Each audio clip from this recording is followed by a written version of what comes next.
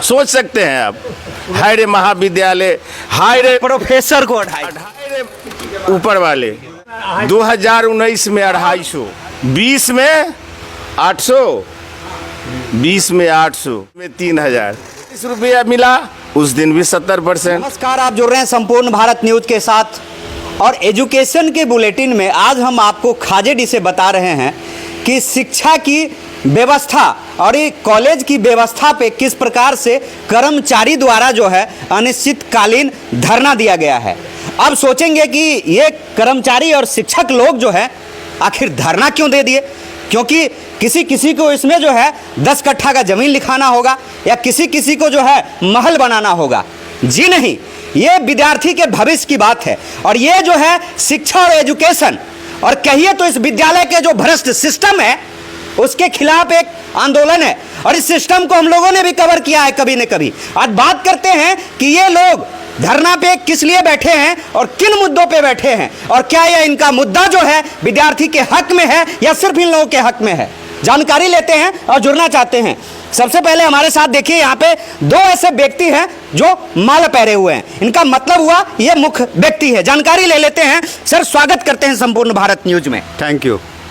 और क्या कहना चाहेंगे, किस प्रकार का ये जो आपका आंदोलन है और किस लिए ये आंदोलन है? जी, राज्य सरकार की विशेष चिट्ठी है और विशेष सचिव शिक्षा विभाग से 19 ईस्वी में ये चिट्ठी निकली कि कॉलेज के जो आंतरिक स्रोत हैं उनसे 70% राशि कर्मचारियों को मासिक वेतन दिया जाए और 30% से महाविद्यालय का डेवलपमेंट किया जाए।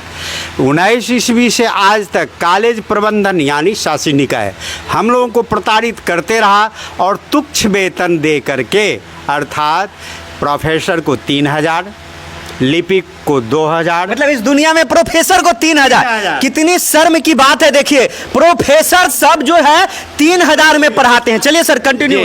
और ये वेतन 19 ईस्वी से कम इतनी संघर्ष करना पड़ा शासी निकाय के साथ जिसका सीमा नहीं है। और इस अटेम्प्ट में जो मैं टीआर बना शिक्षक प्रतिनिधि, तो मैंने जीबी में ये बात उठाया कि आप कर्मचारियों को वेतन बढ़ा दीजिए कि एक सम्मानजनक स्कोर हो जाए। आप 70% आप दीजिए, आप आय व्यय कीजिए। तो यहाँ के वर्तमान प्रिंसिपल 23 में 90 लाख दिखाया। मैंने मीडिया वाले को 1 करोड़ से ज़्यादा की आमदनी कॉलेज को दिया हूँ। तो यदि 90 लाख ही दिखाता है तो 9 सत्ते 63 लाख हम लोगों को मिलना चाहिए, लेकिन हम लोगों को 10-20 लाख बांट करके सारा पैसा भुगतान करके बिचौलिए के द्वारा इनकी जो कर्मचारी जो नियुक्त किए हैं, जो रिटायर कर गए हैं ना, उसको भी यहाँ रखे हुआ है माल भजाने के लिए और सारा पैसा निकाल करके ये सचिव महोदय ले जाते हैं और बंदर बांट करके करते हैं। और जहाँ केस लड़ना हो, जहाँ विश्वविद्यालय में कुरेंस पैदा करना हो, तो टीचर को पैसा नहीं दे तो नहीं दे, लेकिन 6-6 लाख रुपया घूस देता है विश्वविद्यालय में। इस व्यवस्था को खत्म करने के लिए मैं भोला प्रसाद महतो, शिक्षक प्रतिनिधि और यूनियन का महासचिव भी हूँ, शिक्षक एवं शिक्षकेतर कर्मचारी सुखदेव महतो जनता महाविद्यालय, मैंने आवाज़ उठाया तो मुझे प्रताड़ित किया गया और इस प्रताड़ना के चलते मैंने यहाँ पर धरना, प्रदर्शन एवं आमरण अनशन का शेड्यूल जारी किया हूँ कि जब तक मेरी मांग 70% ये नहीं दे देते हैं तो पहले धरना, फिर प्रदर्शन, इसके बाद आमरण अनशन। चलिए जुड़ेंगे। देखिए, दूसरे मेहमान हमारे साथ हैं और चलिए क्या कहना चाहेंगे कि जिस प्रकार के मुद्दे हैं, क्या विद्यालय में जो है सिर्फ एक निजी लोगों का विकास हो रहा है? क्या विद्यालय में जो है जो शिक्षक और स्टूडेंट के लिए जो एक व्यवस्था होनी चाहिए उसको दरकिनार करके अपनी व्यवस्था बनाई जा रही है? क्या कहना चाहेंगे इस पे आप? जी हाँ, हेलो, मैं doctor Subhash Chandra, physics head of department. ये निर्णय उच्च न्यायालय के द्वारा निर्देशित है। कोर्ट की मामला लेकर के संबद्ध महाविद्यालय में कुल आय का 70% राशि शिक्षक कर्मचारी के बीच बांटा जाएगा। ये निर्देश है हाई कोर्ट का। उस निर्देश का खिल्ली उड़ाया जा रहा है और माननीय उच्च न्यायालय के निर्देश की अवहेलना की जाती रही है।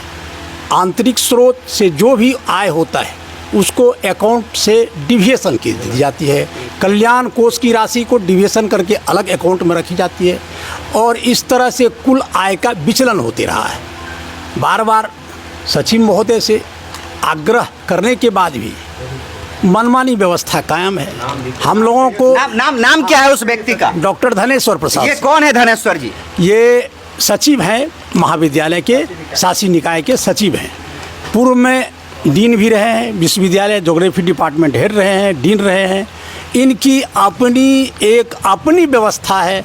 विश्वविद्यालय, राज्य सरकार, हाई कोर्ट की व्यवस्था से अलग अपनी शासन व्यवस्था के तहत शोषण कर रहे हैं और जो कोई उनके विरोध में आवाज़ उठाते हैं उनको हटाना, प्रताड़ना करना जैसी विधि अपनाते हुए प्रताड़ित करते हैं, हटा देते हैं, शोषित करते रहे। आज तक यही मनमानी व्यवस्था रही है और इसके तहत संचालित हो रहा है। सारे लोग विधिवत नियुक्त हैं, कमीशन्ड हैं, कॉलेज के सभी कर्मचारी हैं, कार्यरत रहे हैं। अच्छा, आप सब लोग जो बैठे हुए हैं ये कॉलेज के सहमति से इसकी चिट्ठी विश्वविद्यालय, राजभवन, शिक्षा विभाग और सारे जगह दिया गया है, विधिवत देते हुए, और 2 महीने से पत्र प्रेषित किया गया। मानवाधिकार आयोग में भी दिया हुआ है। हम लोग इस दिन से आमरण अनशन करेंगे, धरना प्रदर्शन करेंगे। सारी जगह ये व्यवस्था संबंधी आवेदन दे दी गई है। उसके बाद स्थिति 9 तारीख से ये आंदोलन और बाद में धरना प्रदर्शन, आमरण अनशन की प्रक्रिया जारी रहेगी जब तक इसका निदान नहीं होता है। यहाँ बंदर बांट करके सारी स्रोत की आय को डिविएशन कर ली जाती है। इसलिए मैं आप लोगों से भी कहूँगा इस संबंध में हाईलाइटेड की जाए जिससे कि कर्मचारी का शोषण नहीं हो, सारे कर्मचारी को उचित न्याय मिले, विधिवत प्रक्रिया से संचालित हो। धन्यवाद। तो आप देख रहे थे किस प्रकार से इस विद्यालय के शिक्षक जो हैं, एक वर्ग के शिक्षक जो हैं यहाँ पे धरना पे बैठे हुए हैं और बहुत चिंता का विषय है कि किस प्रकार से इस संस्था के जो सिस्टम के लोग जो है किस प्रकार से खिलवाड़ करते हैं।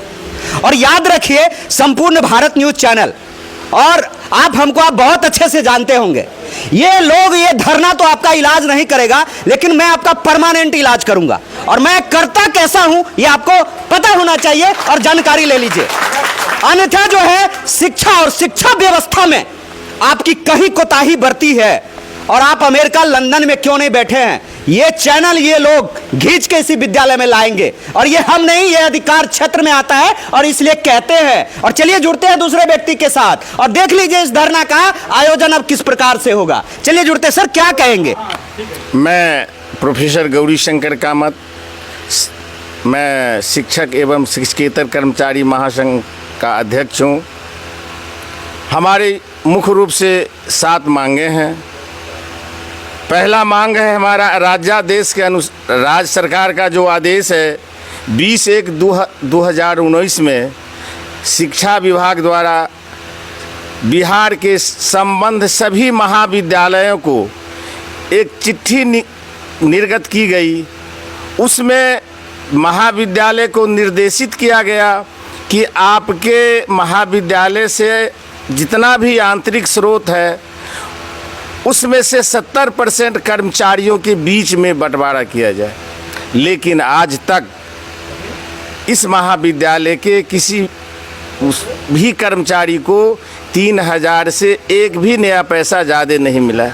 दुख की बात तो ये है कि हम लोगों को पहले 250 रुपया मिला। 250, सोच सकते हैं आप। हाय रे महाविद्यालय, हाय रे प्रोफेसर को 250, हाय रे ऊपर वाले 2019 में 250 और 20 में 800, 20 में 800, 21 में 1200, 22 में 2000 और 23 में 3000 और सब दिन कहा जा रहा है। सुन लीजिए, जिस दिन हम लोग को 240 रुपया मिला उस दिन भी 70%, जिस दिन 800 मिला उस दिन भी 70%, जिस दिन 1200 मिला उस दिन भी 70%, जिस दिन 2000 मिला उस दिन भी 70%, आज 3000 मिल रहा है तो आज भी 70%। सोच लीजिए कैसा हमारे यहाँ का विधि व्यवस्था है। कैसा अकाउंटेंट है? और सबसे दुखद बात यह है कि मेरे यहाँ दो प्रिंसिपल हैं, एक अवकाश प्राप्त कर लिए हैं, एक अकाउंटेंट है वो भी अवकाश प्राप्त कर लिए हैं। इसलिए रखा गया है कि माल भजाया जाए। अकाउंटेंट वाउचर बनाते हैं और प्रिंसिपल उसको भस्म करके बिचौलियों के बीच में बांट दिया जाता है। ये है यहाँ का। और दूसरा मांग है हमारे यहाँ, बहुत सारे कर्मचारी मेरे यहाँ हैं जो अनुशंसित पद पर कार्यरत हैं। उस पद को जितना जल्दी हो सके इस महाविद्यालय के जो प्रबंधन है, प्रबंध समिति है, जल्दी सृजित करवाया जाए। और तीसरा मांग है कि बिना पूर्व सूचना दिए ही, वो भी जो 3,000 रुपया मिलता है, ऐसा प्रचार हाथ लगा है इस महानुभावों को कि बिना पूर्व सूचना दिए ही वेतन बंद कर देते हैं वो 3,000 रुपया। तो इसलिए उसका वेतन नहीं बंद किया जाए। और चौथा मांग है हमारा कि यहाँ से जो भी अवकाश प्राप्त करते हैं कर्मचारी जो कार्यरत है, उन्हीं में से जो है उस पद पर रखा जाए, न कि बाहरी व्यक्तियों को माल भजा करके। यहाँ के जो प्रबंधन है वो माल भजाते हैं और बाहरी व्यक्ति को रख जाते हैं, ऐसा नहीं हो। मेरा पांचवा मांग है, यहाँ एक कल्याण कोष है, कर्मचारी कल्याण कोष,